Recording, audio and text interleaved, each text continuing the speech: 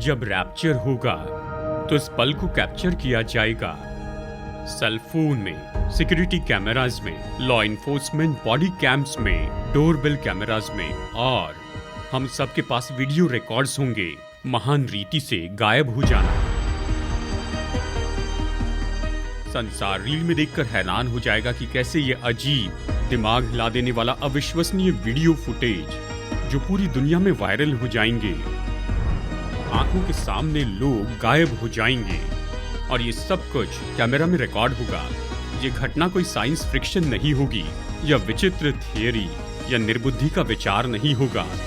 जब मसीह अपने लोगों के लिए आएंगे तो ये बस पल भर में हो जाएगा। मरकर जी उठे और इस पृथ्वी पर के करोड़ों लोग पल भर में ही रैप्चर हो जाएंगे, तुरंत ही, और लाखों लोग पीछे छोड़ दिए जाएंगे और पूरी पृथ्वी पर गड़बड़ी फैल जाएगी। परंतु आसमान में अद्भुत महिमामय आनंद होगा।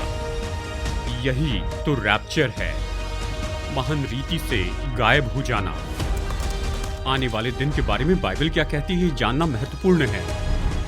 पृथ्वी के लिए परमेश्वर के भविष्यवाणी के एजेंडा की अगली घटना के लिए क्या आप तैयार हैं?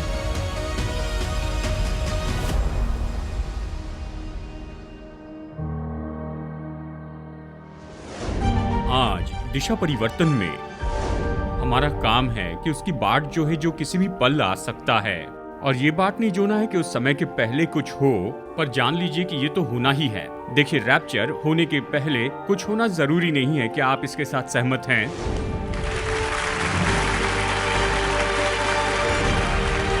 डॉक्टर जर्मया के संदेश के लिए बने रहिए। किसी भी पल आ रहा है दिशा परिवर्तन में।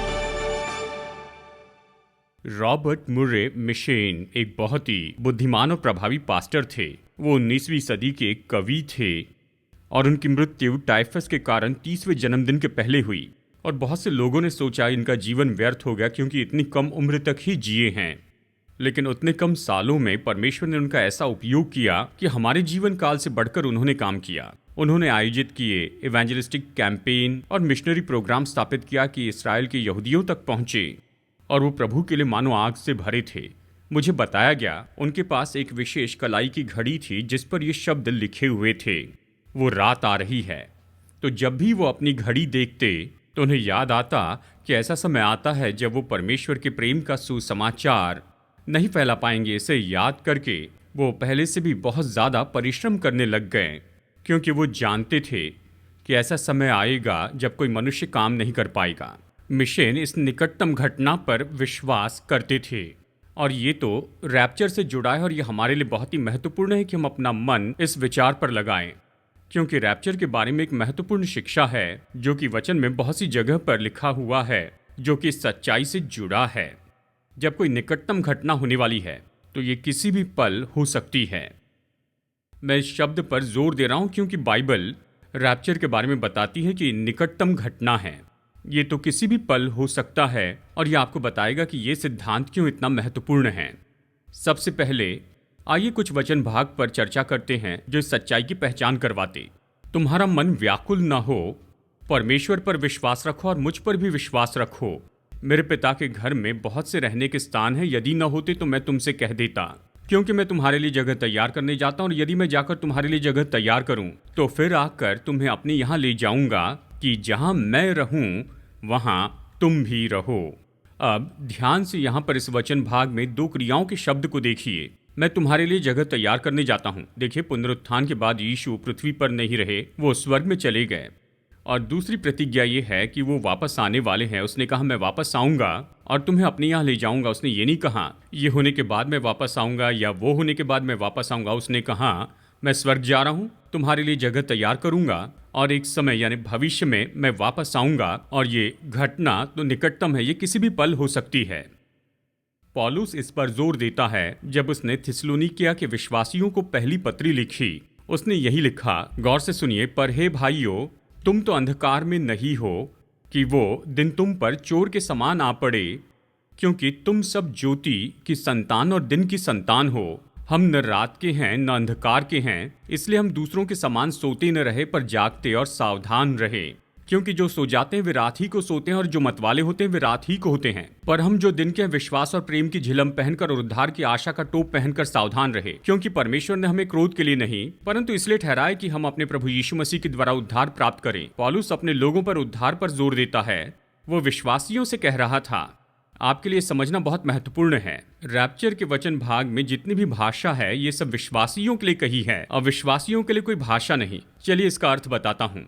वो थिस्सलुनीयों के लोगों को कहता है भाइयों और उन्हें ज्योति की संतान कहता है।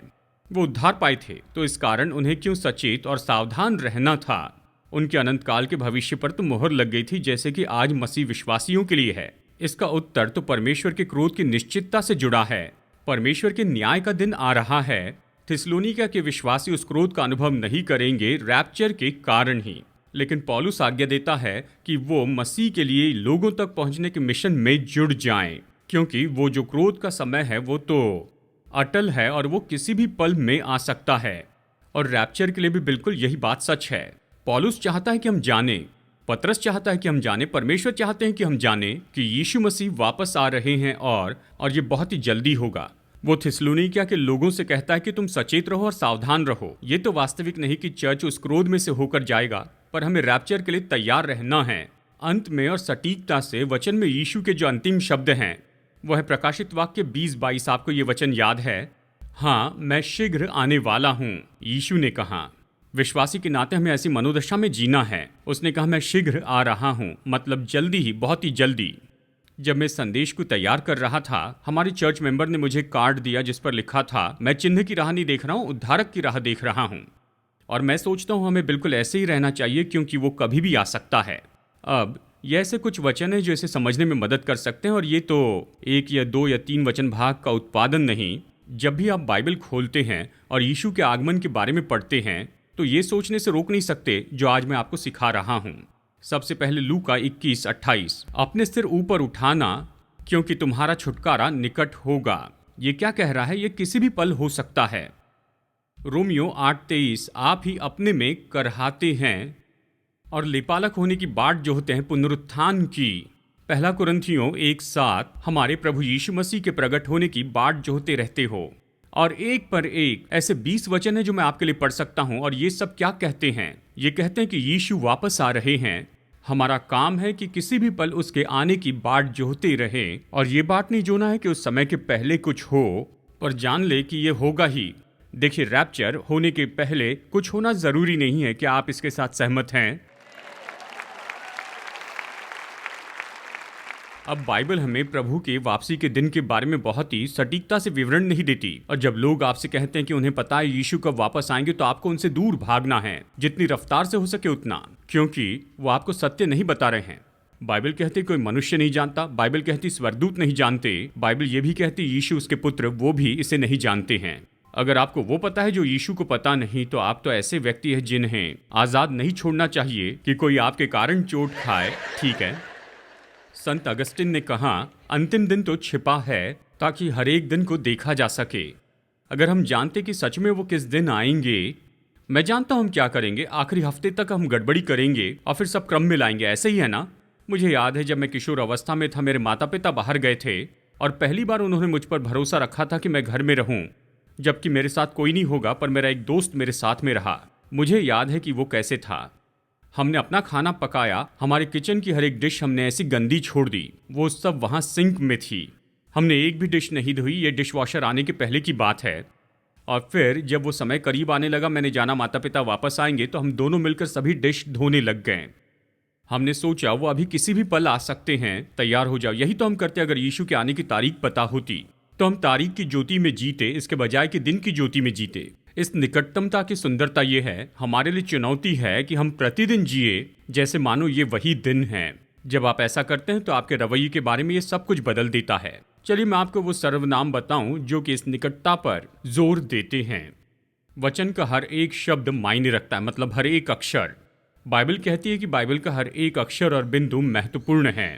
आत्मिक खजाने का संसार है जिसे हमें खोजना है। जबकि हम बहुत ही सरल बात को देखते हैं वचन में और बाइबल के अक्षरों में। उदाहरण के लिए पहला थिस्सलुनीकियों 4:15 और 17 में मैं इन वचनों को पढ़ूंगा और एक शब्द पर जोर देना चाहूंगा। आप इसे देखिए। हम जो जीवित और प्रभु के आने तक बचे रहेंगे, हम जो जीवित और बचे रहेंगे उसके साथ बादलों पर उठा लिए जाएंगे कि हवा में प्रभु से मिले, कि प्रभु के साथ सदा रहे। किस शब्द पर जोर दिया है? हम। अब ये क्यों महत्वपूर्ण है? क्योंकि पौलुस इस तरह से कह रहा है कि ये उसके साथ में होगा। वो इस तरीके से कह रहा है क्योंकि हम जानते हैं कि रैप्चर किसी भी पल में हो सकता है। हम विश्वास करते हैं कि हमारे साथ होगा। जब प्रेरित पौलुस ने कलीसिया को प्रभु के आगमन के बारे में बताया, उसने व्यक्तिगत सर्वनाम का उपयोग किया, जो दिखाता है कि वो सहमत था कि उठाए जाने वाले लोगों में वो खुद भी होगा। देखिए, पूरे नए नियम में पौलुस इस निकटतम के सिद्धांत का पालन करते रहा। वो मानता था वो एक हो सकता है। आप कहेंगे, सच में? देखिए, इतना समय बीत गया, शायद आप ये कहेंगे हम इसे बाद में देखेंगे। पर मैं आपको ये बताऊं, पौलुस यीशु की निकटतम वापसी पर विश्वास करता था। वो विश्वास करता था वो किसी भी पल आएंगे। मैं विश्वास करता हूँ यीशु आ सकते हैं, और जब वो आएंगे तब मैं जीवित रहूंगा। हम सबको ये विश्वास करना है। चाहे आपकी उम्र कम हो या ज्यादा हो, आपको उसके आगमन की राह देखनी है।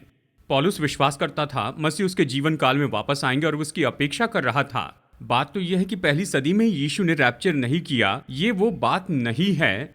हमें ये जानना महत्वपूर्ण है, जैसे कि पौलुस ने किया, कि मसीह किसी भी पल वापस आ सकते हैं, और उसके वापसी की जो निकटता है वो हमें प्रोत्साहित करे कि हम उस तरह से अपना जीवन जिएं। अगर आप इस बात को निश्चित रूप में जान ले कि आपके घर जाने के पहले यीशु न्यूयॉर्क शहर में आ जाएंगे, तो कितने लोग आज फोन पर व्यस्त रहेंगे? मैं जानता हूं कोई नहीं रहेगा। तो आप घर जल्दी जाना चाहेंगे, सारा काम अच्छे से करेंगे। अगर आप जानते हैं कि वो वापस आने वाले हैं कल ही, तो आज आप क्या करेंगे? निकटता आपको सिखाती है खुद को इस तरह से जीना सिखा लें। खुद को इस तरह से जीना सिखा दे कि यीशु किसी भी पल आ सकते हैं। डॉक्टर एड हाइंसन एक अलग युग के एक महान प्रचारक की कहानी बताते हैं, जो अपने इस विश्वास को बचाकर रख रहे थे कि मसीह किसी भी पल आ सकते हैं। और उन्होंने सलाह दी कि जो कोई इस धन्य आशा को थामे नहीं रहना चाहता, वो उनके पसंदीदा गीत को नहीं गा सकता है। पुराने समय के लोगों को ये हिम याद होगी। ये इस तरह से है, आनंद का दिन, आनंद का दिन, आज यीशु आ सकते हैं। उन्होंने कहा इस पर विश्वास नहीं करते हैं तो इस हिम के शब्द को बदल दीजिए और आप गाइए, दुख का दिन, दुख का दिन, यीशु आज नहीं आ सकते। मैं हर दिन जीऊंगा और चिंतित रहूंगा, उस पशु और उस झूठे भविष्यवक्ता को देखूंगा। नहीं, वो ये नहीं कह रहे हैं। वो ये कह रहे हैं कि यीशु किसी भी पल आ सकते हैं, और ये वो दिन हो सकता है। उसका आना तो खुशी का दिन है, और मेरी प्रार्थना है कि आप तैयार रहें। तो यहाँ पर वचन भाग है जो हमें बताते हैं कि वो किसी भी पल आ सकते हैं, और फिर ऐसे सर्वनाम है जो हमें ये सिखाते हैं, जैसे कि शब्द हम। और फिर तीसरी बात, कुछ दृष्टांत है जो इसे समझाकर बताते हैं। मत्ती 24 में यीशु कुछ कहानी बताते हैं। क्या यीशु की कहानियों के कारण आप उसे प्रेम नहीं करते? यीशु ने ही कहानियों की शुरुआत की। जब भी यीशु कुछ महत्वपूर्ण सिखाना चाहते थे तो कहानी बताते थे। उन्होंने मसीह के निकटतम होने के बारे में भी कुछ कहानियां बताई हैं। सभी कहानी पढ़ने के लिए हमारे पास समय तो नहीं है, लेकिन हर एक कहानी के अंत में उसने एक बहुत ही महत्वपूर्ण बात बता दी। पहली कहानी उसने बताई अनअपेक्षित चोर के बारे में। ये कहानी ऐसे घर की जिस घर में चोर घुस आया था, क्योंकि घर का मालिक सचेत नहीं था। और यीशु यहाँ पर ये बात कहते हैं, अगर घर का मालिक सचेत रहता तो वो घर का कुछ चोरी न होने देता। लेकिन जबकि घर के मालिक को पता नहीं था कि उस घर में कब चोरी होने वाली है, तो उसका घर अनपेक्षित रूप में लूट लिया गया। अब गौर से देखिए यीशु इस कहानी का अंत किस तरह बताते हैं। यही उसने कहा, इसका यही अर्थ है, इसलिए तुम भी तैयार रहो, क्योंकि जिस घड़ी के विषय में तुम सोचते भी नहीं हो, उसी घड़ी मनुष्य का पुत्र आ जाएगा। कितने लोग जानते कोई चोर पत्र लिखकर नहीं भेजता है कि आज मैं आपके घर में चोरी करने वाला हूँ और आप तैयार रहना। नहीं, बाइबल कहती है चोर अनपेक्षित रूप में आता है। फिर वो हमें दूसरी कहानी बताते हैं। ये कहानी दो दासों की है। ये थोड़ी उलझी हुई कहानी, लेकिन एक ही बात पर जोर दिया गया है। यीशु ने कहानी बताई कि एक स्वामी के दो सेवक थे। एक सेवक तो विश्वास योग्य था और दूसरा विश्वास योग्य न था। उन दोनों का स्वामी तो घर से दूर था और उसने उन्हें बाकी बातों पर अधिकारी बनाया। तो अच्छे सेवक ने विश्वास योग्य रीति से स्वामी के लिए काम किया और स्वामी के घर में भोजन वस्तु प्रदान की। और बुरे दास ने खुद को सहमत किया कि उसका स्वामी आने में देरी कर रहा है, तो वो शराब पीता है और अपने कुछ मित्रों को वहां मारता है। और दोनों दास जो कुछ भी कर रहे थे, उसी समय स्वामी आया और उसने उन दोनों को देखा। अच्छे दास को पदोन्नति देकर प्रतिफल दिया गया। और आप जानना नहीं चाहते कि बुरे दास के साथ क्या हुआ। इस कहानी में यीशु ने कहा हमें हमेशा स्वामी के वापसी के लिए तैयार रहना है। फिर अगली कहानी बुद्धिमान और मूर्ख कुंवारियों की है। ये थोड़ी बड़ी है और थोड़ी ज़्यादा उलझी हुई है। 10 कुंवारियाँ थी, 5 मूर्ख थी और 5 बुद्धिमान थी। और दूल्हा अनपेक्षित रीति से आधी रात को आ गया बारात के साथ, तो मूर्ख कुंवारियों के पास उनके दीपक के लिए तेल नहीं था, और जब तक कि वो तेल खरीदे बहुत देर हो चुकी थी और वो विवाह से बाहर ही रह गई। जबकि बुद्धिमान कुंवारियों को ले लिया गया। दोनों समूह नहीं जानते थे कि ये कब होने वाला है, उन्हें एडवांस नोटिस नहीं मिली थी। पर यह बात इतनी सच है, एक समूह तैयार था चाहे ये किसी भी समय हो जाए, और दूसरा समूह तैयार नहीं था। यीशु क्या चाहते हैं कि हम इन दृष्टांतों से क्या सीखे? इन शब्दों में कहा आने वाले ही वचन में, इसलिए जागते रहो क्योंकि तुम न उस दिन को जानते हो न उस घड़ी को जब मनुष्य का पुत्र आएगा। एक और संदर्भ में लूका की किताब में यीशु ने कुछ ऐसे ही कहा, इससे भी सामर्थी कहा। उसने कहा धन्य है वे दास जिन्हें स्वामी आकर जागते पाए। मैं तुमसे सच कहता हूं कि वो कमर बांधकर उन्हें भोजन करने को बैठाएगा और पास आकर उनकी सेवा करेगा। यीशु वापस आ रहे हैं और हमें तैयार रहना है। देखिए, इन दृष्टांतों में यीशु ने ये कहानी बताई है, तो ऐसे वचन भाग है जो हमें ये बताते हैं, ऐसे सर्वनाम है जो इसके बारे में बताते हैं, और दृष्टांत है जो इसे सिखाते हैं। अब देखिए, ये सिद्धांत है जो इसमें जुड़ा है। अगर आप रैप्चर की पूरी कहानी को देखते हैं तो इसके अंदर उलझा हुआ ये एक सिद्धांत है। यीशु की वापसी की निकटता, ये तो रैप्चर के बारे में एक घटना के सत्य से बहुत बढ़कर है। शायद आप ये विश्वास न करें, थियोलॉजियन है तो इस पर विश्वास करेंगे। बहुत सी किताबें और हस्तलेख लिखे गए हैं, एक तो मसीह की वापसी के बचाव के लिए या इसका विरोध करने के लिए। सरल शब्दों में, अगर बाइबल ये सिखाती है कि यीशु किसी भी पल आ सकते हैं और उसके आने के पहले कुछ भी होने की जरूरत नहीं है, अगर बाइबल उसकी निकटता को सिखाती है, तो ये विचार कि रैप्चर के पहले चर्च क्लेश काल में से होकर जाएगा, ये तो पूरी तरह से गलत होगा। देखिए, ये निकटतम नहीं हो सकता है जब तक कि उसके पहले कुछ घटनाएं होना बहुत जरूरी है। रैप्चर तो निकटतम है और उसके होने के पहले और कुछ नहीं हो सकता है। आप ये विश्वास नहीं करते कि रैप्चर के पहले हम क्लेश काल में से होकर जाएंगे, और साथ ही उसकी वापसी की निकटता पर विश्वास करें, क्योंकि उसके पहले और कुछ नहीं होना है। समझ रहे हैं? और इसलिए ये इतना महत्वपूर्ण है। ये क्लेश काल तो होगा ही, लेकिन हम देखेंगे कि चर्च क्लेश काल में नहीं होगा। चलिए मैं आपको एक महत्वपूर्ण बात बताऊं। बाइबल में एक बहुत ही क्रमबद्ध किताब है, वह प्रकाशित वाक्य। यीशु ने इस किताब की सटीकता बताई। जो देखता है उसे तू लिख ले, और जो हैं उन्हें लिख ले, और जो होने वाली हैं उन्हें भी लिख ले। अब यहाँ ये दिलचस्प बात है, प्रकाशित वाक्य की किताब में चर्च शब्द पहले 3 अध्यायों में कुल मिलाकर 19 बार देखा गया है। और फिर आप अध्याय 4 में जाइए, अध्याय 4 से 18 तक ये वहाँ पर एक बार भी नहीं आया है। जानते हैं क्यों? क्योंकि चर्च वहाँ पर नहीं है। कैसे जानेंगे वो स्वर्ग में है? क्योंकि यीशु जब अध्याय 19 में वापस आते हैं कि पृथ्वी पर सब क्रम में लाए, वो चर्च को अपने साथ लाएंगे। वो वहां कैसे पहुंचे? वो शुरू में वहां पहुंच गए थे, ठीक है? तो मैं आपसे यही कह रहा हूं, अगर आप बाइबल का अध्ययन करें, और मैंने खास करके अपने आप को इसके एक भाग में रखा है, क्या होगा? आप जो विश्वास करते हैं उस पर आपको भरोसा होता है। बाइबल हमें दी गई है कि आप इसका अध्ययन करें और देख ले कि ये क्या कहती है। दोस्तों, मैं आपको कुछ बताना चाहता हूं। यहाँ पर कोई एक भी नहीं है जो मुझे विश्वास करने लगा है कि मैं क्लेश काल से जाऊंगा। मैं जानता हूं ये नहीं होगा, इसलिए जानता हूं क्योंकि ये बाइबल में है। अब इसमें आगे बढ़ने के पहले मैं चाहता हूं कि आप इसे अच्छे से समझ ले। इसका मतलब ये नहीं कि हमें अभी कोई परेशानी ना होगी। बाइबल तो ऐसी जानकारियों से भरी है कि कैसे, पर जितने मसीह यीशु में भक्ति के साथ जीवन बिताते हैं वे सब सताए जाएंगे। हम ये जानते हैं, हम दुख उठाते हैं, हमारे अपने मुद्दे हैं, मेरे अपने मुद्दे हैं, लेकिन ये सब तो क्लेश काल से बिल्कुल अलग हैं। इस संसार में हम मुश्किलों को सहते हैं, लेकिन क्लेश काल में ये परमेश्वर का क्रोध है जो पृथ्वी पर आएगा। आप किसी तरह से ये नहीं कह सकते हैं कि इसका कुछ अर्थ होगा कि परमेश्वर का क्रोध उसके अपने लोगों के ऊपर उंडेला गया। ये परमेश्वर की योजना नहीं। परमेश्वर की योजना है, और वो ये है कि ऐसा कुछ नहीं जो कि इसके आने के पहले होना चाहिए, वो किसी भी पल आ सकते हैं। हम क्लेश काल में से नहीं जाएंगे, हम प्रभु के साथ जाएंगे। आमीन। तो हमारा ये समझना कितना महत्वपूर्ण है। ये महत्वपूर्ण है क्योंकि हम जो कुछ भी सोचते हैं ये उसे पूरी तरह बदलता है। अब देखिए, ये 4 शब्द हैं जो बताते हैं कि हम कैसे होंगे, कि हम सच में विश्वास करते हैं कि वो किसी भी पल में वापस आएंगे, हमें कैसे जीना है, उसमें ये पहले है। ये शब्द है तसल्ली। पौलुस रैप्चर की अपनी शिक्षा को खत्म करता है इस सलाह के साथ में, इस प्रकार इन बातों से एक दूसरे को शांति दिया करो। यहाँ शांति शब्द का अर्थ हम प्रोत्साहित करना भी कह सकते हैं। पौलुस ने थिस्सलुनीकियों को रैप्चर की सच्चाई बताई। ऐसा न हो कि तुम दूसरों के समान शोक करो जिन्हें आशा नहीं। थिस्सलुनीयों के लोग और हमारे लिए संदेश तो ये है, आप अपने प्रियजन को खोते हैं और अगर वो विश्वासी थे तो वो स्वर्ग में हैं। आपको दुख होगा, लेकिन उनके जैसे दुख नहीं जिनके पास आशा नहीं है। कोई आपको ये न बताए कि जब आपका कोई विश्वासी प्रियजन मर जाता है तो आप रो नहीं सकते। ये पूरी मूर्खता है। बाइबल ये नहीं कहती कि हम दुख नहीं उठाते और हम शोक नहीं करते।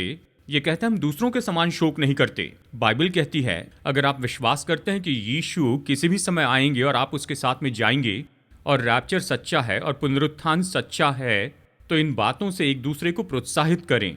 और ये बात दिलचस्प है कि पास्टर्स उन दिनों से लेकर आज तक वे कब्रिस्तान में खड़े हैं। जैसे वो अपने प्रियजनों को कब्र में उतारते हैं तो ये पढ़ते हैं ये वाक्य कि यीशु वापस आ रहे हैं और पुनरुत्थान होगा, और इन वचनों के द्वारा वो दूसरों को तसल्ली देते हैं। हम ऐसा करते हैं क्योंकि हम जानते हैं कि ये प्रभु के पास हैं, सब प्रभु के नियंत्रण में हैं। आमीन।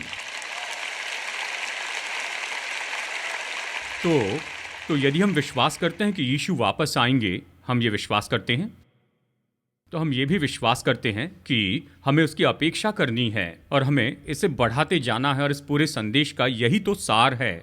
यदि हम विश्वास करते हैं वो किसी भी समय आएंगे, तो ऐसे काम न करें कि वो आपके जीवन काल में नहीं आएंगे। निकटता के लिए बहुत ही जरूरी है कि आप उसकी वापसी के बारे में अपेक्षा करें। चार्ल्स हैडन स्पर्जन ने, जो कि एक महान इंग्लिश पास्टर थे, उन्होंने विश्वास किया कि प्रभु किसी भी समय आ सकते हैं और बार बार उन्होंने अपने लोगों से निवेदन किया कि वो इस तरह का रवैया बनाएं कि निरंतर उसकी अपेक्षा करते रहें। यह उनका संदेश है। मैं उनके जैसे प्रचार नहीं कर सकता, पर कोशिश करूंगा। तो मेरे प्रिय लोगों, हर सुबह उठते समय हम कोशिश करें कि ये वो सुबह है जिसमें प्रभु वापस आने वाले हैं। और जब हम रात को सोने जाते हैं तो हम इस विचार के साथ में जाए कि शायद मैं जागूंगा उस चांदी के तुरही की आवाज के कारण जो उसके आगमन पर बजेंगे। पर सूर्य के उदय होने के पहले मैं अपने सपने से हैरान हो जाऊंगा उस बड़ी पुकार को सुनकर कि प्रभु आ गए हैं, प्रभु आ गए हैं। ये कितना जांचना है, कितनी सटीकता है, कितना तत्पर रहना है। और सच में ये विचार हमें कितने तत्पर करने वाले हैं। अपने जीवन के मार्गदर्शक के रूप में से ले। आप जो काम कर रहे हैं उसमें ऐसे काम करें कि यीशु वापस आ रहे हैं, और आप ऐसे काम करते हैं जिसमें प्रभु के आगमन में आप उठाए नहीं जाएंगे, तो वो आपका काम न होने पाए। वो यही कह रहे हैं कि इस अपेक्षा के साथ में जीना सीखे कि यीशु वापस आ रहे हैं। हमें इस विचार के ऊपर आना होगा कि रैप्चर कोई एक सिद्धांत है, कि यह ऐसा कुछ है जिस पर हम विश्वास करते हैं और ये चर्च के क्रीड का भाग है। यह हमारे लिए प्रेरणादायी हो। हमें अपेक्षा करनी है कि यीशु मसीह वापस आएंगे। बहुत से लोग तो इस जीवन की अच्छी बातों का आनंद उठाने में फंसे हैं। वो उतने ही कम मसीह के साथ उठाई जाएंगे और वो उसकी अपेक्षा भी नहीं करेंगे। बहुत से विश्वासी दुखों में से जा रहे हैं, सताव में से होकर जा रहे हैं। अगर आप जाएंगे तो आप देख पाएंगे वो हर दिन यीशु के वापस आने के बारे में कहते हैं। डॉक्टर गुर्डन ने सलाह दी कि ये विचार केवल ये नहीं कि यीशु के आने की बाट जोहते रहे, लेकिन प्रतिदिन उसके आगमन के कामों में जुड़ते चले जाएं। तसल्ली, अपेक्षा और समर्पण। नए नियम के बहुत से वचन भाग मसीह के वापस आने का उपयोग करते हैं कि हमें प्रोत्साहित करें कि हम उसकी सेवा में और भी आगे बढ़े। चलिए इसका मैं एक उदाहरण देता हूँ। ये है पहला यूहन्ना 3:2 और 3। जो मैं कह रहा हूँ उसके संदर्भ में आप इसे देखें। हे प्रियों, अब हम परमेश्वर की संतान हैं और अभी तक ये प्रकट नहीं हुआ कि हम क्या कुछ होंगे। इतना जानते हैं कि जब वो प्रकट होगा तो उसके समान होंगे, क्योंकि उसको वैसे ही देखेंगे जैसा वो है। और जो कोई उस पर यह आशा रखता है वो अपने आप को वैसा ही पवित्र करता है जैसा वो पवित्र है। दूसरे शब्दों में, अगर आप सच में विश्वास करते हैं कि यीशु वापस आएंगे, तो आपको हमेशा पहले से भी ज़्यादा तैयार रहना है। जानते हैं, शुद्धिकरण ऐसा नहीं जो बस एक पल भर में हो जाए। आप एक ही पल भर में भक्तिपूर्ण नहीं होते, लेकिन समय समय पर जैसे आप गौर करते हैं कि वो कौन है, तो जब आप उसे देखेंगे तो आप कैसे होंगे, तो आप अपने जीवन में बदलाव को देखते जाएंगे। ऐसी गलत चीज़ें जो आपके जीवन का भाग थे वो छिलकों के जैसे गिरेंगे और आप अलग तरह से जिएंगे। यीशु के अनुयायी के नाते हमारा जीवन तो एक निरंतर यात्रा है और हमें और ज़्यादा तैयार होना है उसकी वापसी के लिए। और फिर अंत में हमें अपने ही हृदय को परखना होगा। हम अभी इसे ज़्यादा नहीं करते, इसे करने के लिए समय नहीं निकालते। जब मैं छोटा था उस समय जब भी चर्च में प्रभु भोज होता था, निश्चय वहाँ प्रभु भोज की वस्तु देने के पहले समय देते थे और हमें बताया जाता था कि कुछ समय लेकर अपने हृदय को परख ले। किसी को ये याद है? आज हम जल्दबाजी करते हैं, 10 मिनट में प्रभु भोज खत्म हो जाता है। मैं नहीं कह रहा उसमें कुछ गलत है, मैं कह रहा हूँ ये काफी नहीं है। हमारे जीवन में ऐसा समय होना चाहिए जहाँ हम कुछ समय निकाल कर खुद को परखते जाएं। कहिए कि प्रभु इसी पल को चुन ले अपनी वापसी के लिए। क्या आप तैयार होंगे? वो चेतावनी देते हैं कि वो शीघ्र आएंगे। जब वो पल आएगा तो आपके पास समय नहीं होगा कि आप तैयार हो जाएं। तो आपको ये सवाल पूछना चाहिए, क्या मैंने अपना जीवन प्रभु यीशु को समर्पित किया है? शायद अविश्वासी के रूप में आप इसे देख रहे हैं, शायद केवल कुछ उत्सुकता के कारण, और आपने कभी यीशु मसीह को अपना प्रभु स्वीकार नहीं किया है। मैं आशा करता हूं कि आज ही ऐसा कीजिए। क्या आप जानते हैं ताइवान के लोग निकटता के सिद्धांत को अच्छे से समझते हैं। वो सच में समझते हैं। 70 साल से भी ज्यादा समय से वो हमेशा इस दहशत में रहते हैं कि ताइवान को छीना जाएगा चीन के शासन के द्वारा। सवाल ये नहीं कि क्या चीन ताइवान पर हमला करेगा, पर यह है कि कब करेगा। ताइवान के डिफेंस मिनिस्टर कहते हैं कि ताइवान को हर समय हमले के लिए तैयार रहना है। उन्होंने कहा ताइवान की सेना पूरी रीति से सुसज्जित है कि बस 24 घंटे के अंदर 2 लाख से भी ज्यादा सिपाही तैनात करें। इस तरह की तैयारी हमें बनाए रखनी है। यीशु के अनुयायी के रूप में हमें तैयार होना है। हमें निश्चय ही ले लिया जाएगा। यह हथियाना नहीं पर मित्रतापूर्ण है। यीशु वापस आ रहे हैं और हमें तैयार रहना है। आमीन। मैं आशा करता हूं आप तैयार हैं। आशा करता हूं आप इन विचारों का उपयोग करेंगे इस सच्चाई पर कि खुद के दिल को परख ले। अगर आप विश्वासी नहीं हैं तो आपको विश्वासी बनना होगा। आपके पास कोई गारंटी नहीं कि इस पर सोचने के लिए बहुत ज्यादा समय है। बाइबल इस सत्य से भरी हुई है कि आज ही उद्धार का दिन है। अगर आप विश्वासी हैं और अपनी मसीहत में आप केवल खिलवाड़ कर रहे हैं तो ऐसा करना बंद करें। गंभीर हो जाए। जान ले आप उद्धारक से मिलेंगे जो आपके लिए क्रूस पर मरा। वो किसी भी पल आपके सामने खड़े हो जाएंगे और जब वो आएंगे तो आप शर्मिंदा ना हो। इन सारी सच्चाई के लिए आप मेरे साथ सहमत हैं? आमीन। आमीन।